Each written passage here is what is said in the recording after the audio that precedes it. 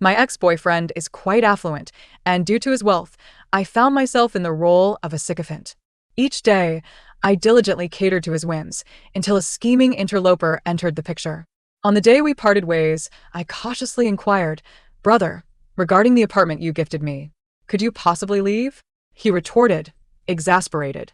"Under the scorching sun," I complied, swiftly fleeing with the property deed clutched in my hands. 1. During my primary school years, I was akin to an eager sycophant. My deskmate came from a wealthy family, with a drawer brimming with loose change and bills. Every day, I ran errands for the young master, earning 5 yuan per trip. The sight of money dazzled me, and I even accompanied him to the restroom. At such a tender age, my piggy bank overflowed with coins. Eventually, the young master transferred to another school, and it was with the savings I had amassed that I completed my primary education. When I entered secondary school, I engaged in small-scale entrepreneurship, primarily seizing the opportunity during lunch breaks to purchase a large backpack filled with snacks from a nearby shop and then reselling them at a markup during recess. The most enthusiastic buyer in class was a girl named Chen Jing, who was fair-skinned and whose daily allowance often exceeded several hundred yuan. At that time, her motivations were a mystery. Each recess, she would buy dozens of yuan worth of snacks, not for her own consumption, but to share with others. Snack wrappers littered the ground, and she would call me over to clean up, offering 20 yuan for each cleanup. I was particularly diligent, always bustling around her. Most students lacked a solid understanding of the value of money, and during that period, I was doing quite well financially. At my peak, I could earn 300 yuan in a single day.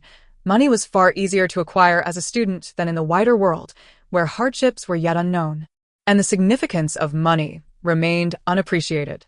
You see, I was without parents, and from a young age, I was astute, constantly contemplating how to earn money. Eventually, when I entered university, I worked exceptionally hard to make money, until I encountered Chen Chen, a wealthy second-generation heir, who spent lavishly, almost as if he were a divine benefactor. What kind of person was Chen Chen? He was a prodigious talent in the arts, hailing from a family that owned a real estate company. How did we come to know each other? I was the president of the disciplinary committee, and this was the 12th time I had caught him skipping class. His counselor, upon reviewing the attendance sheet, was exceedingly furious. Is being wealthy something to boast about? Classmate, do not assist him in this matter. Once his counselor spoke, I fell silent, continuing to mark attendance daily, until he approached me just before the holidays. He inquired about the situation, and I cautiously replied, "Senior, I have no other options." "If there are no options, then devise a plan," he retorted. Leaning back on the sofa, he glanced at me in frustration. Eventually, I did devise a solution, escorting the young master on several occasions until the issue was resolved. Chen Chen was quite pleased with my obsequious role. Perhaps he found amusement in my impoverished appearance, casually gifting me a gold pendant worth 30,000 yuan. I expressed my utmost respect for the young master, eagerly awaiting his presence day and night. One day, he asked me if I had feelings for him. I cautiously replied, "Do you dislike my posts? If so, I shall refrain from posting." He remained silent for a while before finally responding in the chat. "Your name is Xiao Zue, right?" "Yes," I replied. Adorable cat emoji. "You know the campus beauty, Chen Jing, right?" "I do. She has a failing grade." "Understood. I will inquire about it in the next couple of days." "All right, thank you." True to his reputation as my esteemed young master, he then sent me a red envelope containing 5,000 yuan. I graciously accepted it, promptly replying with a grateful emoji. Perhaps I initially accepted too much money from Chen Chen, for during our subsequent relationship, he often remarked, "Xiao Zue, could you please refrain from being so materialistic?" I offered no explanation, for I was indeed materialistic. I accepted every red envelope he provided, as I had never been drawn to him for his character. 2. How did my relationship with Chen Chen blossom? It all began with Chen Jing.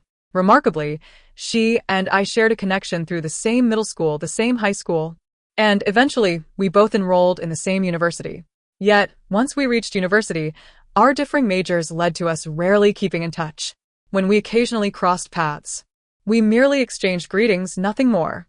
Until one fateful night, when Chen Chen called me, inquiring if I owned a vehicle. I replied affirmatively. He mentioned he had been drinking and could not drive, casually sending me a red envelope to come pick him up. In the dead of night, I rode my dilapidated electric scooter, and the young master couldn't contain his laughter upon seeing me. It's my first time on an electric scooter. Shall I call a taxi for you? No. Taxis are uncomfortable. The scooter will suffice. It will be nice to catch some fresh air. I picked up the young master, but he began to spiral into drunken antics, softly crying and mumbling. She rejected me. I confessed to her, and she turned me down. Chen Chen was utterly aggrieved by the night breeze. Eventually, he wrapped his arms around my waist and fell asleep against my back. I froze. I was merely there to pick him up, and such an embrace warranted a different arrangement.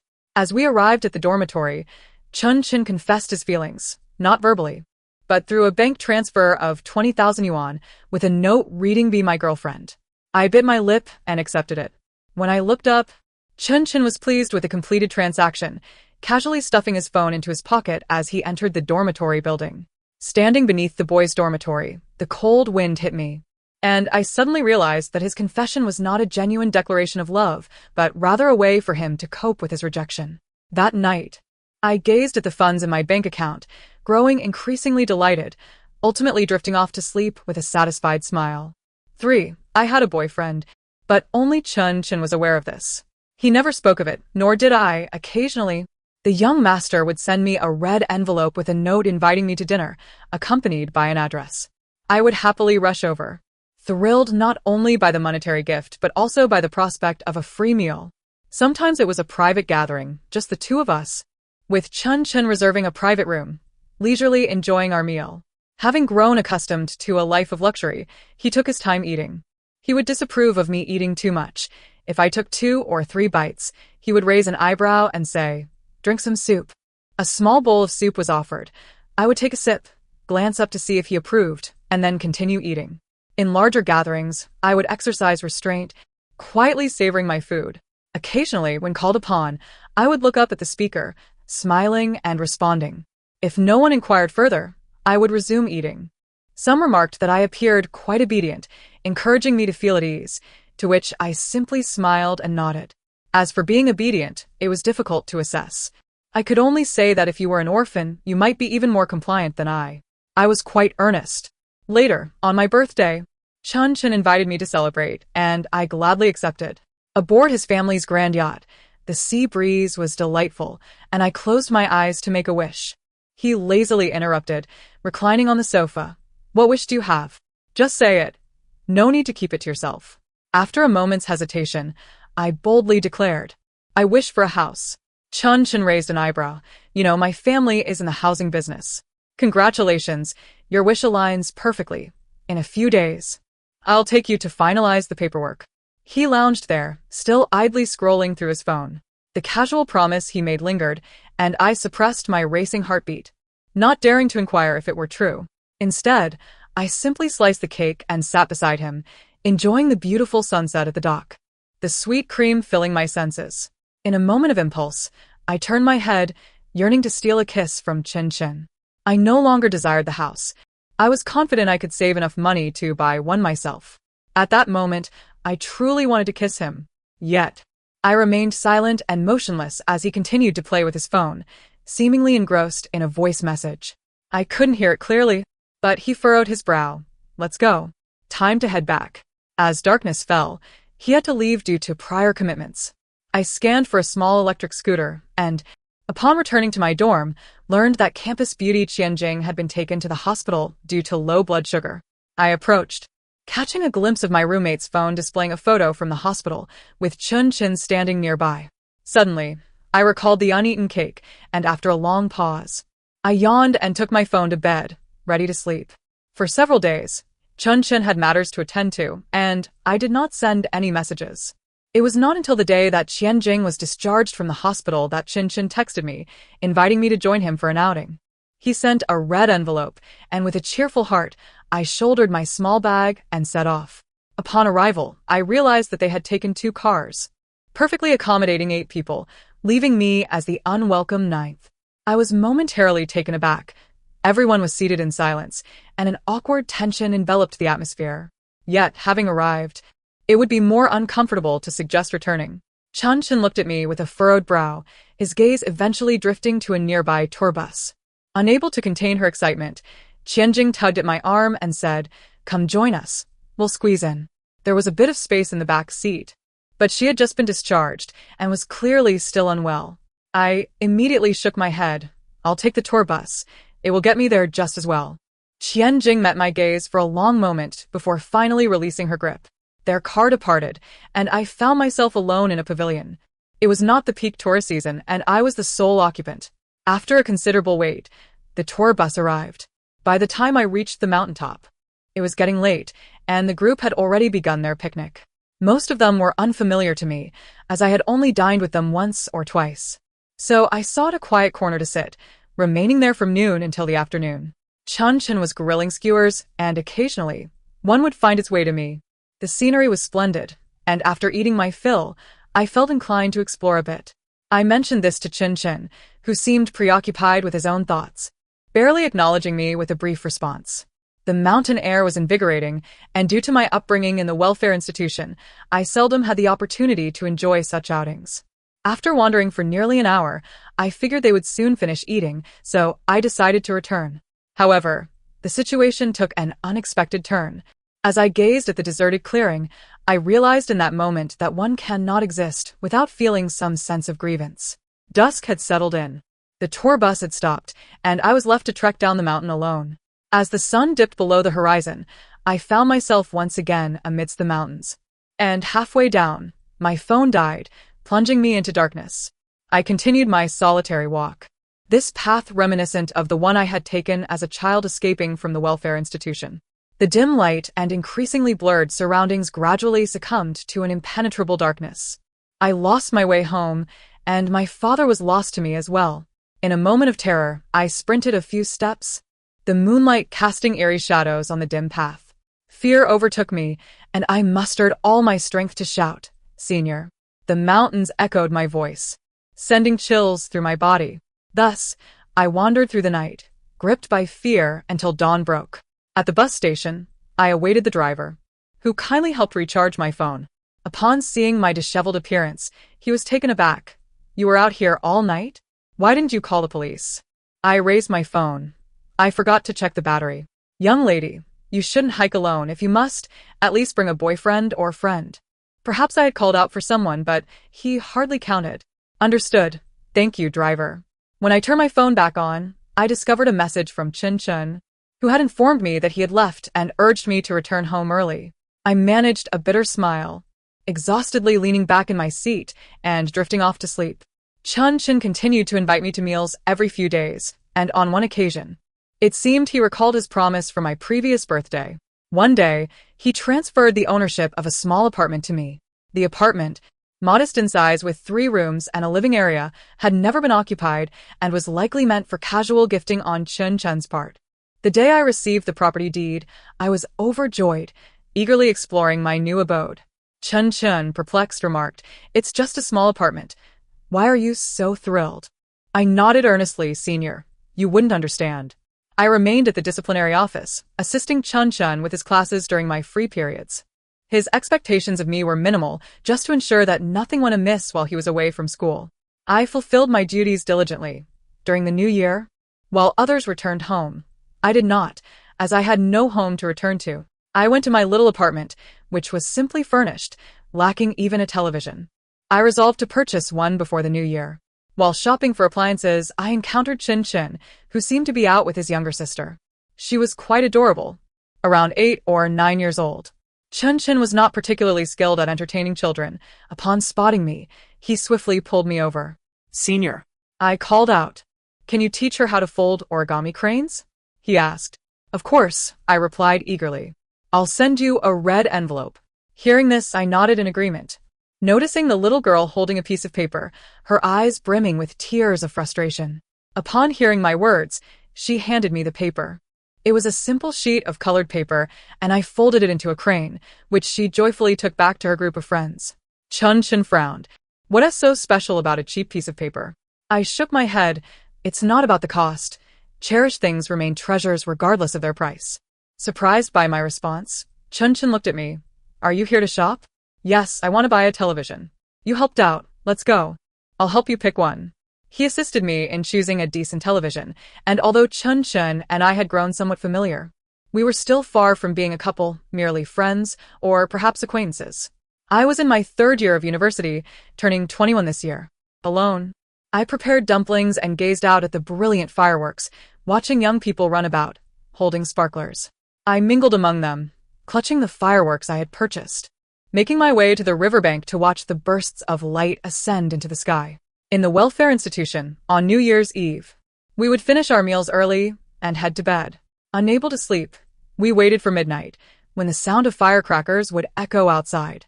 We would crowd by the small window, watching in silence.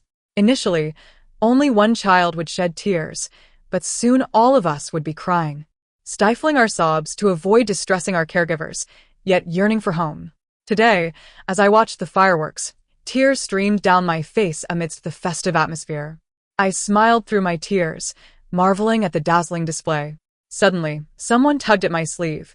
Looking down, I saw a little girl, Chen Chen's sister, clutching a small toy tiger while wearing a tiger hat, her eyes sparkling. "You're the sister who can fold origami cranes," she exclaimed. "What's your name? Where's your brother?" I lifted her into my arms. "I'm Chen Xiao. My brother is over there." Following her drishang, I spotted a group of familiar faces from our hiking trip, with Chen Chen standing at the center. They had purchased an array of beautiful fireworks that illuminated the night, and I yearned to join them. I set the little girl down, and as she dashed toward her brother, I stepped back, distancing myself. On the first day of the new year, I was awakened by a knock on the door. It was Chen Chen. I gazed at him as he handed me Chen Xiao. "She insisted on finding you to wish you a happy new year and wouldn't stop." "Happy New Year, sister," she exclaimed. I was taken aback by her gesture. After searching for a while, I stubbornly found a piece of red paper and fashioned a red envelope for her. Just as they were about to leave, another knock echoed through the apartment. On the first day of the new year, many visitors came. When I opened the door, I was abruptly embraced. "Sister, did you miss me?" "I missed you so much." The young man clung to me tightly, practically hanging off me. I struggled, gasping, "Zhao Luo, let go." "Not a chance." "Cough, cough, there's someone here." Zhao Luo relinquished his grasp, gazing at Chen Chen, who was cradling the little girl in my room. After a brief moment of contemplation, he looked at me incredulously and inquired, "Sister, you wouldn't consider becoming a stepmother for money, would you?" I retorted, "How absurd. Do I strike you as that kind of person? Am I really that old?" It was Chen Chen who spoke first. Zhao Luo discreetly rolled his eyes and whispered to me, "Who is this?" With that authoritative tone, one might mistake him for your father. 6. "This is my friend, Chen Chen, and his younger sister, Chen Xiao. This is my half-brother, Zhao Luo." Zhao Luo pouted, "Sister, why is he a half-brother? Can't I be a beloved brother?" "Absolutely not. I have no penchant for sibling romances. TSK, interests can be cultivated. If it's not possible, I can endure a little humiliation. Just call me brother, okay? Sister, please don't leave. What are we having for lunch? I traveled all night on the train, and I'm both exhausted and famished." "Go sit at the table for a while." 3 minutes. "I'll bring your meal over once it's heated in the microwave." I refuse. "You always burn your hands on the microwave. I'll fetch it myself." "But you'll burn your hands too." "It's different. I'll be burning my own hands." "Go away." I bought heat-resistant gloves. Chen Chen observed us from the kitchen for a while before finally leaving with his sister in his arms. Zhao Luo, after finishing his meal, happily returned to his room to rest, which happened to be mine. I hadn't purchased a blanket, and currently, my room was the only one suitable for guests. I never anticipated Zhao Luo would come. Our universities were quite distant, one in the south, the other in the north. The journey required 4 transfers, and tickets were notoriously difficult to secure during the new year. Every year, when I called, he would lament his inability to come. This year, however, I had specifically called him, and he had mentioned he couldn't secure a ticket. Yet here he was, arriving on New Year's Day. It had been 3 years since we last met, and he had changed considerably, taller and more mature, but when I saw him, he still resembled the boy I once knew. On New Year's Day, some large department stores had opened, and I purchased a set of bedding along with a 4-piece set, spending nearly 2,000 yuan. I winced at the expense. Zhao Luo needed something of better quality due to his allergy-prone nature. I vividly remembered the day he first arrived at the orphanage, assigned the bed next to mine, where I was tasked with taking care of him. By midnight, he had suffered an allergic reaction. When I saw his little face swollen like a pig's head in the morning, I was nearly terrified, but I quickly came to my senses and took him to the hospital. The doctor informed me that he was allergic to the bedding, nearly suffocating him. After that incident, Zhao Luo had his own special little blanket that no one else was allowed to touch, except for me, of course, as he had just arrived and didn't he know how to air out or change his bedding. From that day on, after I had carried him to the hospital, he became particularly attached to me. Everything else seemed to trigger his allergies, but with me, he was fine. He clung to me like glue, wanting to be by my side at all times. In his childhood, he was easy to hold, but now, standing at 6 feet tall, it felt rather inappropriate to carry him. When Zhao Luo awoke, it was already 8 in the evening. Sleepily, he emerged to look for me, instinctively leaning closer until I pushed him away, bringing him back to reality. Good evening, sister. Heat your own food. Remember to wear the microwave gloves. Your room is next door. Sister, would you like to see my suitcase? I brought you a gift. With suspicion, I opened the suitcase, which wasn't too large, but contained a lovely bouquet of roses. Sister, Happy New Year. I gazed at the bouquet and replied, Happy New Year. Sister, there's a bank card hidden among the flowers. The password is your birthday. Zhao Luo. Yes, that's unnecessary. Sister must accept it. These may seem trivial to you, but they are immensely significant to me. It's not merely because I admire you. I wish to contribute something for you. Even if your future choices lead you to marry someone else or live alone, that cannot be a reason for you to refuse me. If you want to allow me to be family, then I can still be a part of your extended family. Sister, I hesitated to come before. I lacked money and felt I had no standing to express these feelings to you. But today, I finally can. After all these years, I truly missed you. Get lost. I don't want your food. Take your flowers and go back to your room. No, ieme ungi. Don't be too moved, sister. Who else moved? I have a condition that makes me prone to tears. It's just that I cry easily. Zhao Luo stayed with me for a while, and I took him shopping for some clothes. Many of them required custom fabric, not for show, but because custom materials are more stable. Compared to others, he was genuinely a young master. This marked the 7th time I had encountered Chen Chen while shopping this year. It was becoming almost habitual. He regarded me, his expression noticeably subdued. Zhao Luo was not fond of him. Upon seeing Chen Chen, he began to complain. He always has that glum look. Sister, how much do you owe him?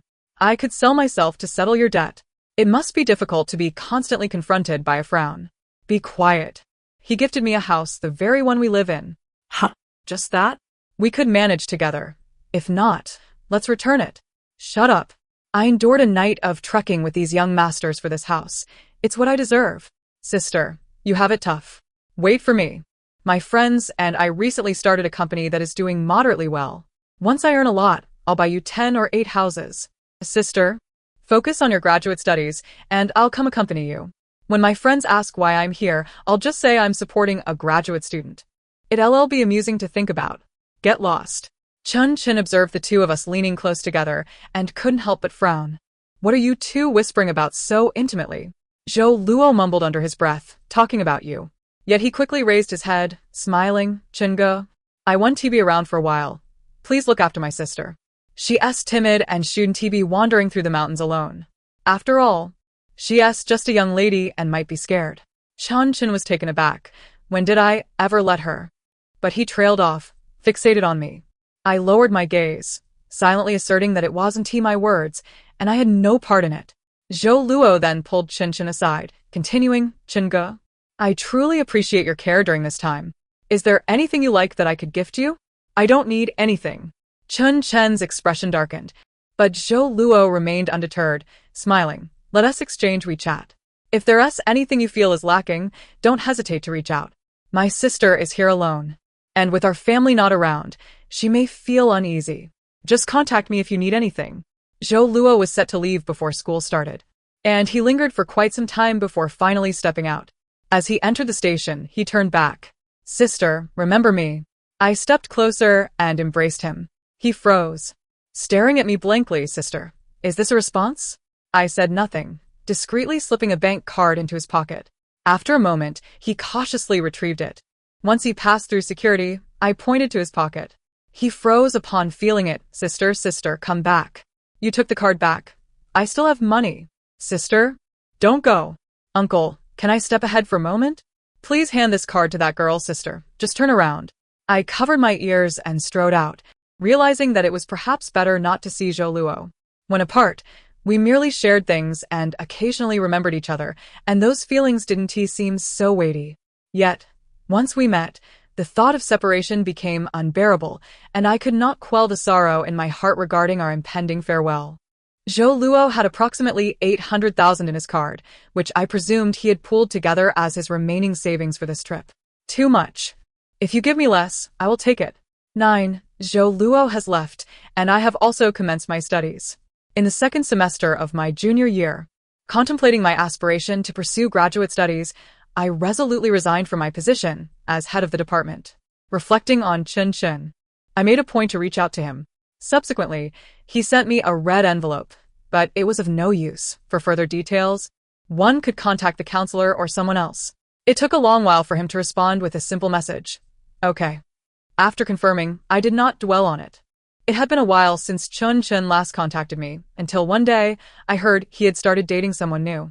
Initially, I assumed it was because of money, but upon inquiry, I discovered that was not the case. I merely heard she was an exceptionally beautiful woman. To ascertain the final matter, I took my property deed and paid him a visit. At that time, Chen Chen was at his villa, accompanied by a stunning woman who furrowed her brow upon seeing me. Hesitantly, I spoke. About this house, Xiao Zui, is this why you came to see me?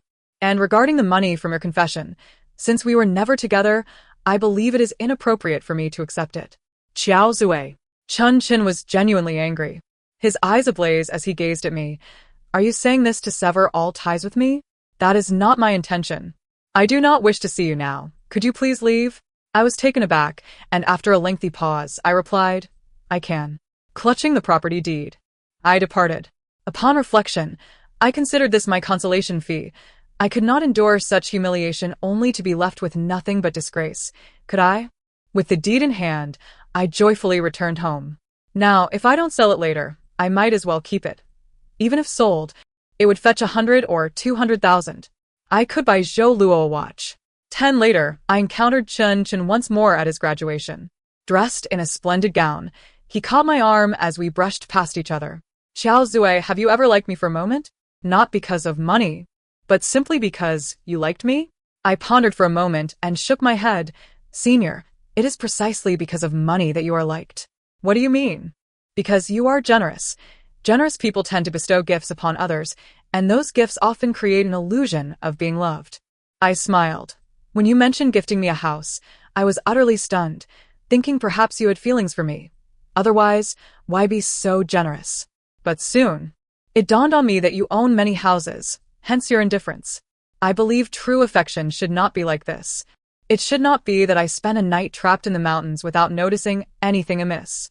In this city, I hardly knew anyone well, and that mountain was so dark. I was frightened and could only place my hopes on you. I kept thinking, could it be that you had come looking for me? But my phone was off, causing us to miss each other.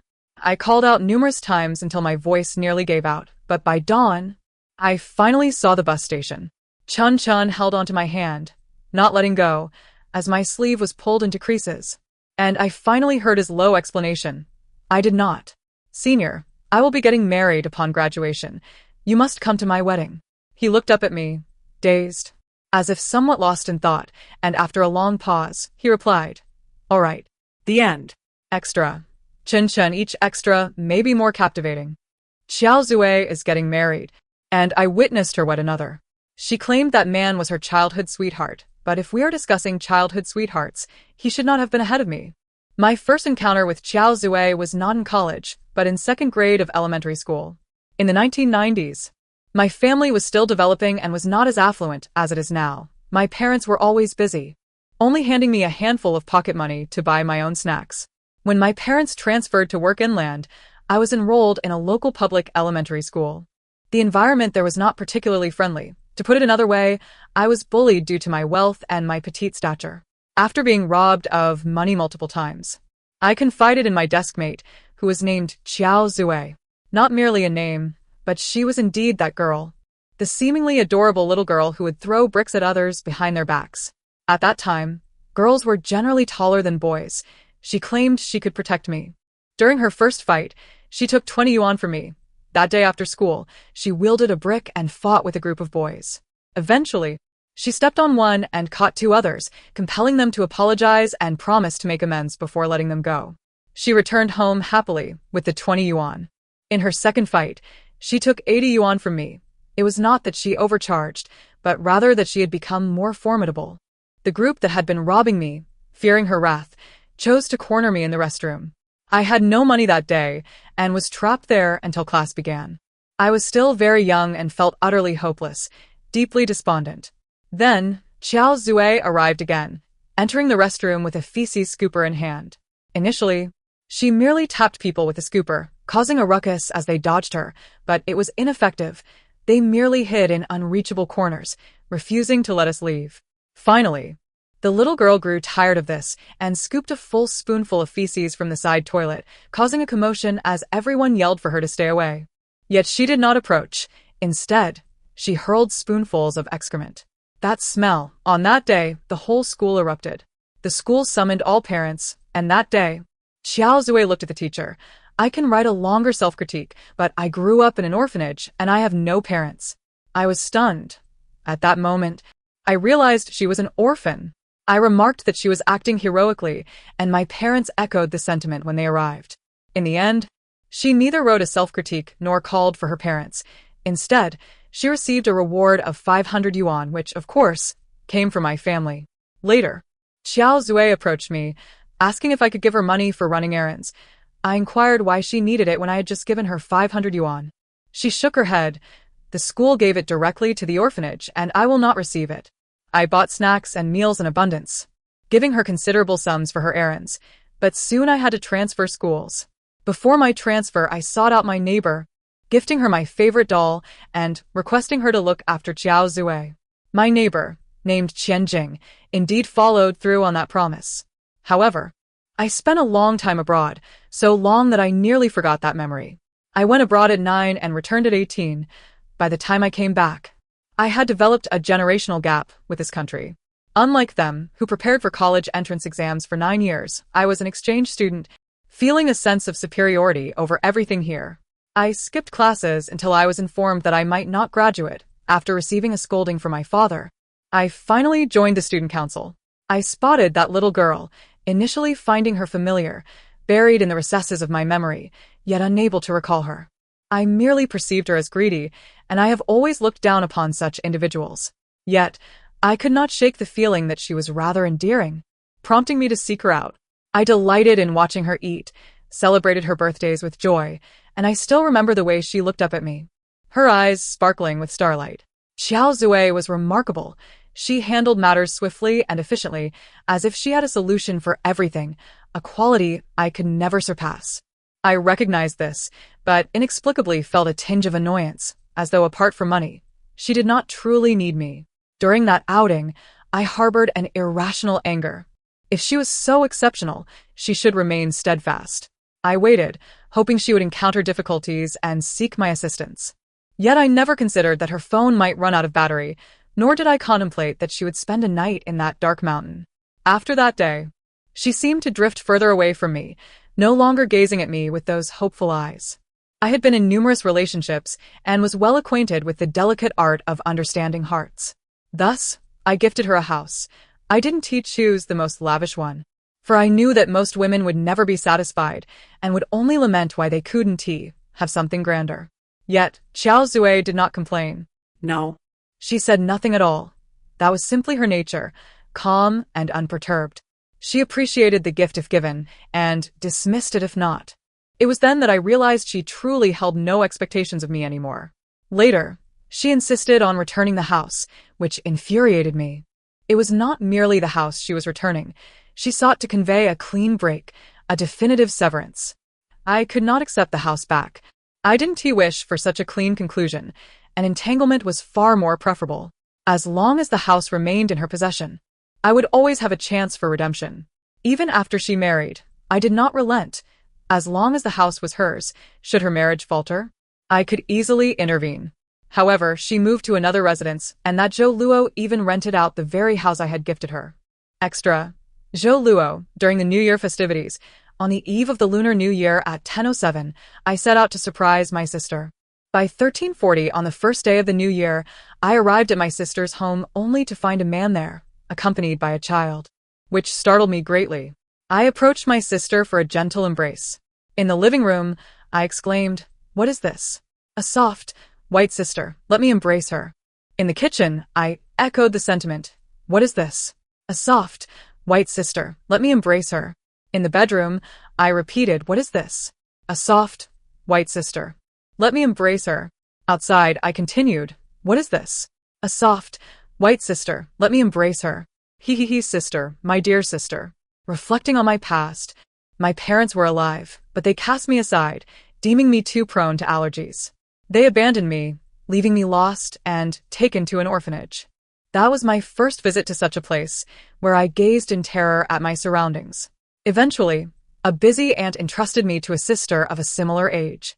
In the dead of night, my body swelled and itched painfully, but I endured. I felt my breathing grow labored, my mind clouding. As dawn broke, I sensed someone lifting me. That sister called out, "He seems to be having an allergic reaction, call 120. I struggled to open my eyes, but could not. I reached out, grasping only a corner of clothing, imploring, "Don't let go of me." "I want to do it again." The sister reassured me. "I want to let go. 120 will arrive soon, and I will take you to the hospital. You will be fine." When I awoke, I found myself in a hospital. The sister beside me. I held onto her sleeve, drifting back into a peaceful slumber. Subsequently, they purchased pure silk sheets and pillowcases for me. My sister, hands on her hips, teased that I was spoiled, explaining that silk could only be hand-washed, and she taught me to clean them meticulously. However, they only bought one set, and after washing, I found myself without a place to sleep. I sought my sister, sneaking into her bed in the middle of the night, free from allergies. It was peculiar. It seemed that her bed offered me refuge from my afflictions. Embracing my sister did not provoke my allergies either. The doctor later suggested it might be psychologically related. I did not believe it. I always felt that my sister was my guardian angel. Sister, my dear sister. When it came to marriage, my sister's wedding gown had to be the most exquisite, preferably custom-made and personally designed. The ring should also be uniquely crafted, splendidly beautiful. "Sister, you're here. Come, give me a hug." "Zhao Luo, you're 22. A hug has nothing to do with age." "Then what does it relate to?" I was pushed away, but I did not give up. "It relates to how much I long for your embrace." "Does sister know?" "I've prepared many things." "What things?" "You'll find out if you marry me." Extra. Chen Jing, Chen Chen's mother, that wretched woman, not even a dog would want her. Why should I accept his confession? Just because he comes from a wealthy family? My family is well off too. Should I simply acquiesce to a marriage of convenience? Aside from his petty riches, has he ever considered his own worth? Does he genuinely think he is beloved by all? He even lamented to me that women only approached him for his money. He truly lacks self-awareness. What could I possibly desire from a man with 18 girlfriends in a year? His ability to charm is limited to selling himself, fetching a few thousand in Myanmar. It's laughable. He possesses no real capabilities, yet complains that others only seek his wealth, when if he had any other redeeming qualities, it might be different. Moreover, a man who juggles 18 girlfriends a year while parading as a devoted lover is simply revolting. Even dogs would scoff at him. He only dangles money in front of Xiao Zui, that orphan. Yet, Xiao Zui merely accepts the money. When trouble arises, she swiftly moves on. Men like him deserve to perish alone underground. And he dares to pursue me? I vow to remain single for life, refusing to marry him. With all his vehicles, why did he choose that particular one, deliberately making Xiao Zui ride in it as a sightseeing tour? Clearly, he seeks to isolate others. Furthermore, he left her on the mountain, clearly intending to send everyone away and keep only Xiao Zui behind. What was he waiting for? For Xiao Zui to apologize and call for help? What utter manipulation! I dialed Xiao Zui's high school number 16 times only to discover it had been deactivated. Yet, my family and Chen Chen's family were in business together, so I couldn't scold him. It was infuriating.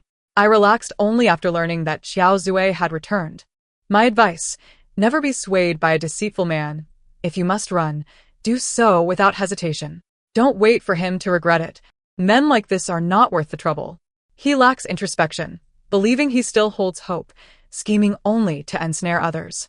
If he takes one misstep, he'll be plagued for a lifetime. I suffer from a fear of crowds. I genuinely fear those with ulterior motives. He spouts grand ambitions while waiting for Xiao Zui. A man so incompetent that he cannot manage his own affairs yet desperately seeks Xiao Zui's attention. She wouldn't even consider him, even after 6 marriages. This concludes the tale. Thank you for listening. We shall meet again in the next story.